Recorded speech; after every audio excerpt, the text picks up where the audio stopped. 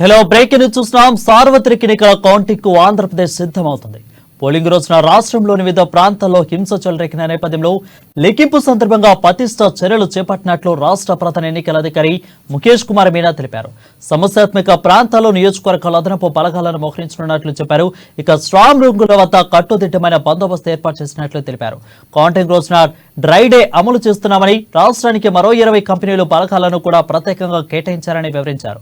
Polling తర్వాత పల్నాడు జిల్లాలో రేకెత్తిన అల్లర్లను అదుపులోకి తెచ్చినట్లు మీనా వివరించారు.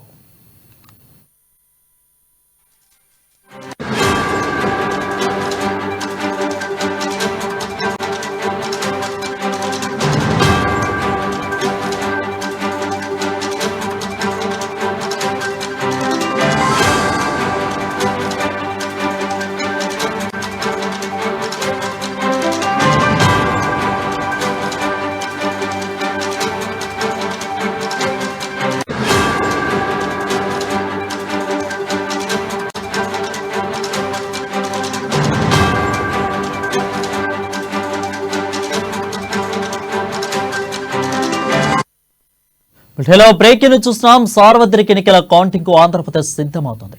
పోలింగ్ రోజున రాష్ట్రంలోని వివిధ ప్రాంతాల్లో హింస చెలరేగిన నేపథ్యంలో లెక్కింపు సందర్భంగా పటిష్ట చర్యలు చేపడుతున్నట్లు రాష్ట్ర ప్రధాన ఎన్నికల అధికారి ముఖేష్ కుమార్ మీనా తెలిపారు.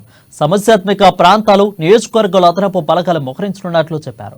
ఇక స్ట్రాంగ్ రూమ్ల వద్ద కట్టుదిట్టమైన బందోబస్తు ఏర్పాటు చేసినట్లు తెలిపారు. కౌంటింగ్ రోజున డ్రై డే అమలు చేస్తున్నామని, రాష్ట్రానికి మరో 20 కంపెనీల బలగాలను ప్రత్యేకంగా కేటాయించారని వివరించారు.